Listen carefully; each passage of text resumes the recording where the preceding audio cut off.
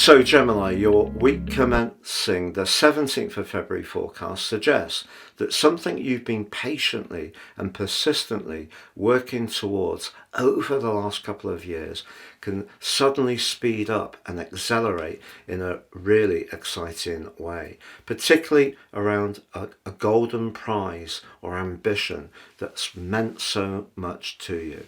This is because on Tuesday the sun reaches the apex of your chart, the most visible part of its journey, and that's going to give you a much greater confidence, but also give you an extra layer of visibility. Somehow or another, people are going to be much more conscious of the qualities that you have, not least that Mercury is in this area too. But also this week, Venus, the relator, in your sector of alliances and your network, is linking impressively with Jupiter, the planet of fortune, in your sign. Now, to be honest, Jupiter visits around about every 12 years to each zodiac sign, but you haven't had the best of it because Jupiter has been afflicted since around about last July by the more restraining energies of Saturn, which in your sector of success has been asking some very tough questions over the last 24 months.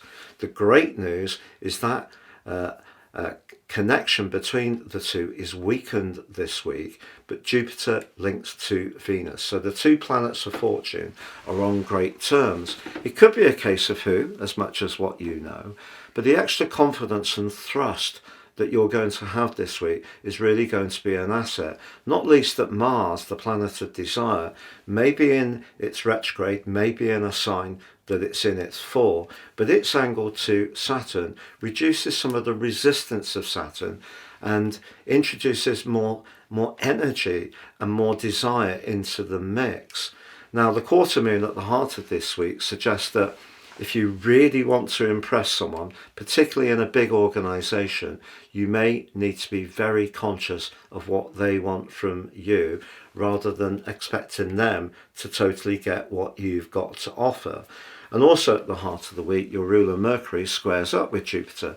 But that's one of those squares that can be lucky in the sense that it can give us that extra shove to open up and articulate what we have to offer and perhaps be a little bit more risk-taking around the conversations we have. But I feel that link between Venus and Jupiter that does tighten up towards the end of this week is really very, very important. But at the end of the day, in order to seize that prize, you have to have a clear picture of what it is you want. And everyone has different goals that drive them on.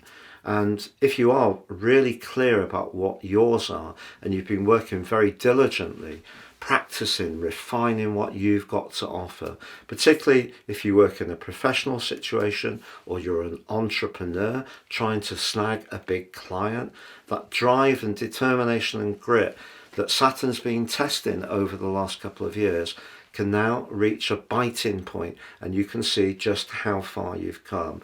So on the whole, I would say that this can be an extremely positive week for you.